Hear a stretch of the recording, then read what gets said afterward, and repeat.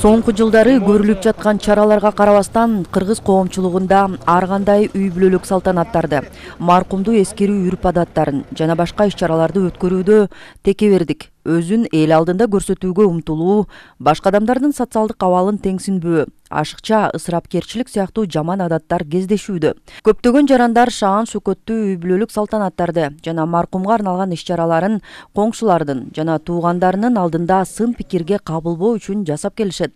Маркумду жерге коюу, маркумду эскерүү, ошондой эле үйлөнүү үлпөттөрүн, мааракелерди өткөрүү менен байланышкан ар кандай үй бүлөлүк иш-чараларда негизсиз чыгашаларга дуушар болууда. Курулай бедел күтүү, жок каада салттарды сактоо үчүн бул иш-чараларга көп учурларда материалдык мүмкүнчүлүгүнө ылайык келбеген көп сандагы адамдар чакырылып, тамак аш көп жасалып, көптөгөн мал союлат, акча каражаттары ашыкча чыгымдалат. Бир күндө 1000 деген жылкы союлат экен. Анакей. Мен мунугу Бишкекте бир ресторанда ошо мейман күтүп калдым. Анын короосуна чыксам, 33 казан кайнап атат. Ет. Эми ошону ел жеп коебузбу десем айтат, ой бу да жетпейт дейт. Эми каяка барабыз? Анан муну айтсаң, айрымдар жаман көрөт. Мен ызылдап эле айтып жүрөм, экономный бололу.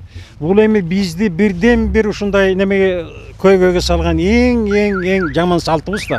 Бул ысырапкорчулук. Мындай ашыкча чыгымдар үй бүлөлүк бюджетке зыян келтирет жана калктын жашоо деңгээлине терс таасирин тийгизет. Көптөгөн жарандар ысыраптуу жана шаан шөкөттүү үй бүлөлүк иш-чараларды жана үрп-адаттарды өткөргөндөн кийин каражаттарды карызга, кредитке алат жана аны төлөө үчүн өз өлкөсүнөн тышкары жактарга иштегенге кетет. Ашыкча чыгымдарды талап кылган ыксыз ырым-жырымдар биздин салт эмес, адатыбыз дешет айыл аксакалдары. Биздики салт эмес азыркы. Бул адат жөн эле. Адат, ошо адат болуп алдык. Анан ошо адатты жойгондон дейт, атомду бөлгөн оңой деген экен. Карачы, мына адатты биз аябай кармап калабыз да. Эми айлы биз өнүгө элекпиз да айлы. Кайда? Бизди агрардык өнүгө элек неме деп коет жанагы, мамлекет деп коет. Агрардык, индустриализация боло элек да бизде айлы. Бизде завод, фабрикалар болуш керек. 1000 деген ресторандар бар бизде. Эми анын ордуна тиги производство, туурабы ишкана курулса болбойбу дейм да. Жана кийит деген балекеттер, анан жанагы токоштор, суроо өтүп кеткен жана токоштор көтөрүп алып жүрүшөт экен. Анан чатак башталат. Сен мага көп бердиң, сен аз бердиң, ушундай. Анын не кереги бар, баш оотмайын, туурабы? Бул жарлыкка ылайык кыргызстандыктардын баарына колунда бары, колунда жогуна карабастан өлүм чыккан жерде мал союуга тыюу салынган. Ал эми бул жарлыктын аткарылышын көзөмөлгө алууну жергиликтүү жетекчилерден жогорку бийлик өкүлдөрүнө тапшырылган.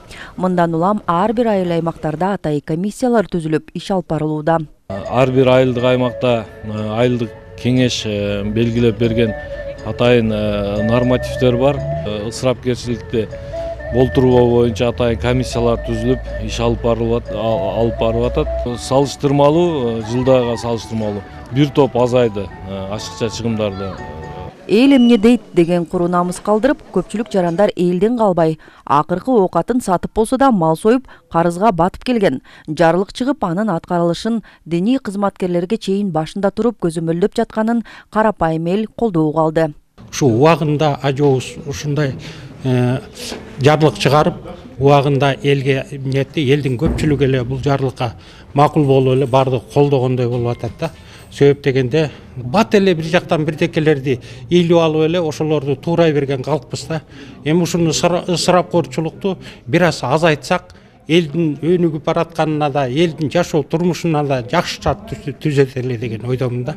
Салт деп алып, ашыкча чыгымдарды талап кылган үрп-адаттар кыргыздын салт санаасында чындыгында жок. Андыктан маркумду акыркы сапарга узатуу, той аштарды өткөрүүдө көп чыгым коротуунун кажети жок.